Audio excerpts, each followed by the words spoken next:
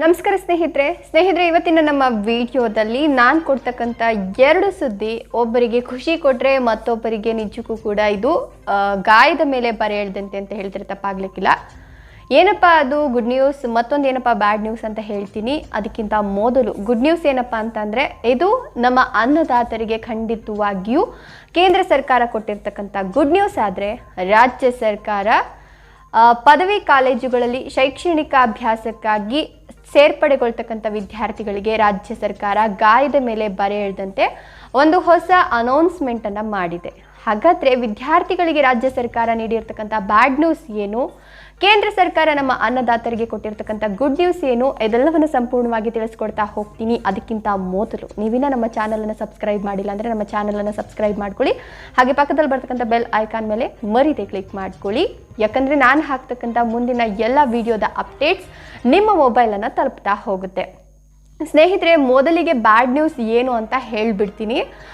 ಏನಪ್ಪ ಅಂತ ಅಂದರೆ ಈಗಾಗಲೇ ರಾಜ್ಯ ಸರ್ಕಾರ ಅಸ್ತಿತ್ವಕ್ಕೆ ಬಂದ ಮೇಲೆ ಅಂದರೆ ವಿಧಾನಸಭಾ ಚುನಾವಣೆಯಾಗಿ ರಾಜ್ಯ ಸರ್ಕಾರ ಈಗ ತನ್ನ ಸರ್ಕಾರವನ್ನು ರಚಿಸಿ ಎಲ್ಲ ರೀತಿಯಲ್ಲೂ ಕೂಡ ತೆರಿಗೆ ಇರಬಹುದು, ಜೊತೆಗೆ ಕರೆಂಟ್ ಬಿಲ್ ಇರಬಹುದು, ಆಹಾರ ಸಾಮಗ್ರಿಗಳ ಬಿಲ್ ಇರಬಹುದು, ಎಲ್ಲವನ್ನು ಕೂಡ ಏರಿಕೆ ಮಾಡ್ತಾ ಇದೆ. ಇದರ ಜೊತೆಗೆ ಶೈಕ್ಷಣಿಕ ಶುಲ್ಕದಲ್ಲೂ ಕೂಡ ಏರಿಕೆ ಮಾಡಲಿಕ್ಕೆ ರಾಜ್ಯ ಸರ್ಕಾರ ಈಗಾಗಲೇ ಗ್ರೀನ್ ಸಿಗ್ನಲ್ ಕೊಟ್ಬಿಟ್ಟಿದೆಯಂತೆ.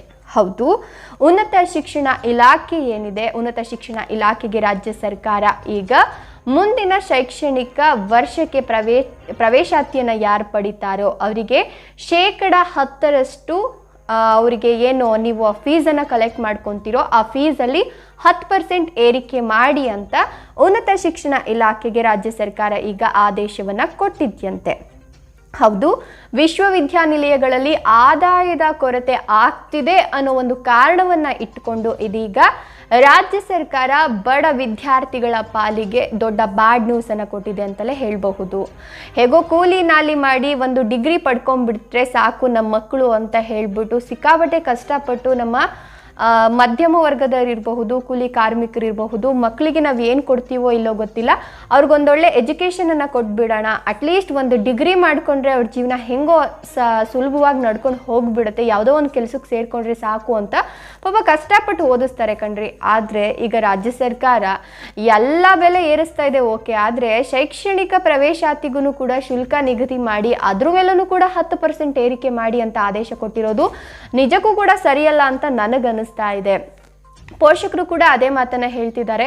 ರಾಜ್ಯ ಸರ್ಕಾರ ಯಾಕಾದ್ರೂ ಅಸ್ತಿತ್ವಕ್ಕೆ ಬಂತೋ, ಎಲ್ಲ ಒಂದೊಂದಾಗಿ ಏರಿಕೆ ಮಾಡ್ಕೊತ ಬರ್ತಾ ಇದೆ. ಅದ್ರ ಜೊತೆಗೆ ಈಗ ನಮ್ಮ ಬಡವ್ರ ಹೊಟ್ಟೆ ಮೇಲೆ ಹೊಡೆದ್ಬಿಟ್ಟಿದೆ.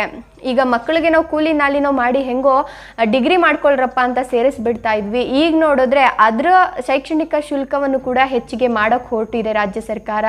ನಿಜಕ್ಕೂ ಕೂಡ ಇದು ಒಳ್ಳೆಯದಲ್ಲ ಅಂತ ಅಂದ್ಬಿಟ್ಟು ತುಂಬ ಜನ ಪಾಪ ಬೇಸರವನ್ನು ವ್ಯಕ್ತಪಡಿಸ್ತಾ ಇದ್ದಾರೆ. ಇನ್ನು ಏನು 2023 ಮತ್ತು 2024ನೇ ಸಾಲಿಗೆ ಯಾರ್ಯಾರು ಡಿಗ್ರಿ ಕೋರ್ಸ್ಗೆ ಸೇರ್ಕೊಂತಿರೋ ಅಂದರೆ BA ಇರಬಹುದು, BSc ಇರಬಹುದು, BCom ಇರಬಹುದು, ಹೀಗೆ ವಿವಿಧ ರೀತಿಯ ಡಿಗ್ರಿ ಅಂದರೆ ಪದವಿ ಕೋರ್ಸ್ಗಳು ಏನಿದೋ ಅದಕ್ಕೆ ಯಾರ್ಯಾರು ಜಾಯಿನ್ ಆಗ್ತಿರೋ ಈ ಹಿಂದೆ ಶುಲ್ಕ ಏನಿತ್ತು ಅದಕ್ಕಿಂತ 10%, ಇವಾಗ 16,000 ರೂಪಾಯಿ ಇತ್ತು ಅಂತಂದರೆ ಮ್ಯಾಕ್ಸಿಮಮ್ ನಿಮಗೆ ಒಂದು 17,500 ರೂಪಾಯಿ ಆಗಬಹುದು.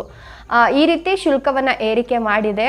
ಸೊ ಯಾರಾದ್ರೂ ನೆಕ್ಸ್ಟ್ ಪದವಿಗೆ ಸೇರ್ಕೋಬೇಕು ಅಂತ ಅಂದ್ಕೊಂಡಿದ್ರೆ ಈ ಒಂದು ಶುಲ್ಕ ನಿಮ್ಗೆ ಹೊರೆ ಆಗಬಹುದು. ಅದ್ರ ಜೊತೆಗೆ ಮತ್ತೊಂದು ಶಾಕ್ ಕೂಡ ಕೊಟ್ಟಿದೆ. ಈ ವರ್ಷ 10% ಏರಿಕೆ ಮಾಡಿದೆ, ಮುಂದಿನ ವರ್ಷ ಇನ್ನೂ ಕೂಡ ಏರಿಕೆ ಆಗಬಹುದು ಅಂತ ಬಲ್ಲ ಮೂಲಗಳು ತಿಳಿಸಿವೆ.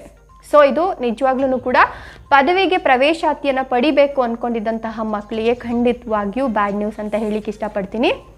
ಇನ್ನು ಅನ್ನದಾತರಿಗೆ ಏನಪ್ಪ ಗುಡ್ ನ್ಯೂಸ್ ಅಂತ ಹೇಳಿದ್ರೆ, ನಾನು ಈ ಹಿಂದಿನ ವಿಡಿಯೋ ಮಾಡಿದ್ದೆ. ರಾಜ್ಯ ಸರ್ಕಾರ ಕೇಂದ್ರ ಸರ್ಕಾರ ಏನಿದೆ ರೈತರಿಗೆ ಅನ್ನದಾತರಿಗೆ ಕಿಸಾನ್ ಸಮ್ಮಾನ್ ನಿಧಿ ಯೋಜನೆಯ ಅಡಿಯಲ್ಲಿ 2,000 ರೂಪಾಯಿ ಹೆಚ್ಚಿಗೆ ಹಣವನ್ನು ಕೊಡಬೇಕು. ಅಂದರೆ ವರ್ಷದಲ್ಲಿ 3 ಕಂತಲ್ಲಿ ಏನು 2,000 ರೂಪಾಯಿ ಕೊಡ್ತಿತ್ತೋ ಅದನ್ನು 4 ಕಂತು ಮಾಡಿ ಇನ್ನೂ 2,000 ರೂಪಾಯಿ ಎಕ್ಸ್ಟ್ರಾ ಕೊಡಬೇಕು ಅಂತ ಡಿಸೈಡ್ ಮಾಡ್ಕೊಂಡಿದೆ.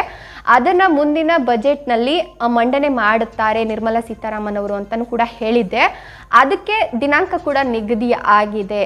ಅಂದರೆ ಮುಂದಿನ ಲೋಕಸಭಾ ಚುನಾವಣೆ ಏನಿದೆ ಅದನ್ನು ನಿಟ್ಟಿನಲ್ಲಿ ಇಟ್ಕೊಂಡು ಅದನ್ನು ಮುಖ್ಯವಾಗಿ ಇಟ್ಕೊಂಡು ಈಗ ಆ ಚುನಾವಣೆಗೂ ಮುನ್ನವೇ, ಯಾಕಂತಂದರೆ ನೀತಿ ಸಂಹಿತೆ ಅನ್ನೋದು ಜಾರಿ ಆಯಿತು ಅಂತ ಹೇಳಿದ್ರೆ ನೀತಿ ಸಂಹಿತೆ ಜಾರಿ ಆದಮೇಲೆ ಯಾವುದೇ ರೀತಿಯ ಹಣ ವರ್ಗಾವಣೆ ಆಗಬಹುದು, ಹಣ ಹಂಚಿಕೆ ಮಾಡೋದಾಗಿರಬಹುದು, ಇದ್ಯಾವುದು ಕೂಡ ನಡೆಯೋದಿಲ್ಲ. ಹಾಗಾಗಿ ಲೋಕಸಭಾ ಚುನಾವಣೆಗೂ ಮುನ್ನವೇ ಅಂದರೆ ಫೆಬ್ರವರಿ ಕೊನೆ ವಾರದಲ್ಲಿ ಅಥವಾ ಮಾರ್ಚ್ ಮೊದಲ ವಾರದಲ್ಲಿ, ಈ 2 ದಿನಾಂಕದಲ್ಲಿ ಯಾವಾಗಲಾದರೂ ಒಂದು ದಿನ PM ಕಿಸಾನ್ ಸಮ್ಮಾನ್ ನಿಧಿ ಯೋಜನೆಯ 16ನೇ ಕಂತಿನ ಹಣ ಏನಿದೆ 2,000 ರೂಪಾಯಿ ಅದನ್ನು ಕೊಡಬೇಕು ಅಂತ ಡಿಸೈಡ್ ಮಾಡ್ಕೊಂಡಿದ್ದಾರೆ.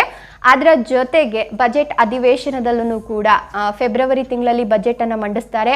ಆಗ 2,000 ರೂಪಾಯಿ ಏರಿಕೆ ಮಾಡಿದ್ದೀವಿ ಅನ್ನೋ ಆದೇಶವನ್ನು ಹೊರಡಿಸ್ತಾರೆ ಅನ್ನುವಂತಹ ಮಾಹಿತಿಗಳು ಬಲ್ಲ ಮೂಲಗಳಿಂದ ಬರ್ತಾ ಇದೆ. ಸೊ PM ಕಿಸಾನ್ ಸಮ್ಮಾನ್ ನಿಧಿ ಯೋಜನೆಯ 16ನೇ ಕಂತಿನ 2,000 ರೂಪಾಯಿ ಹಣ ಬರೋದ್ರ ಜೊತೆಗೆ ಇನ್ನು 2,000 ರೂಪಾಯಿ ಎಕ್ಸ್ಟ್ರಾ ವರ್ಷಕ್ಕೆ 4 ಕಂತುಗಳಲ್ಲಿ ನೀವು ಹಣವನ್ನು ಪಡೆದುಕೊಳ್ಳಬಹುದು. ಸೊ ಇದು ನಮ್ಮ ಅನ್ನದಾತರಿಗೆ, ರೈತರಿಗೆ ಗುಡ್ ನ್ಯೂಸ್ ಅಂತ ಹೇಳಬಹುದು. ವಿದ್ಯಾರ್ಥಿಗಳಿಗೆ ಒಂದು ಕಡೆ ರಾಜ್ಯ ಸರ್ಕಾರ ಬರೆ ಎಳೆದ್ರೆ, ಇತ್ತ ಕಡೆ ಕೇಂದ್ರ ಸರ್ಕಾರ ಅನ್ನದಾತರಿಗೆ ಒಂದು ಮಟ್ಟಿಗೆ ಒಳ್ಳೆಯ ಸುದ್ದಿಯನ್ನು ಕೊಟ್ಟಿದೆ ಅಂತ ಹೇಳಬಹುದು. ಸೊ ಈ ವಿಷಯವನ್ನು ನಿಮಗೆ ಮುಟ್ಟಿಸೋದಿತ್ತು, ಹಾಗಾಗಿ ವಿಡಿಯೋ ಮಾಡಿದೆ. ವಿಡಿಯೋ ಇಷ್ಟ ಆದರೆ ನಿಮ್ಮ ಅನಿಸಿಕೆ ಅಭಿಪ್ರಾಯಗಳನ್ನು ಕಮೆಂಟ್ ಮಾಡೋದನ್ನು ಮರಿಬೇಡಿ. ವಿಡಿಯೋ ನೋಡಿದ್ದಕ್ಕಾಗಿ ಧನ್ಯವಾದಗಳು.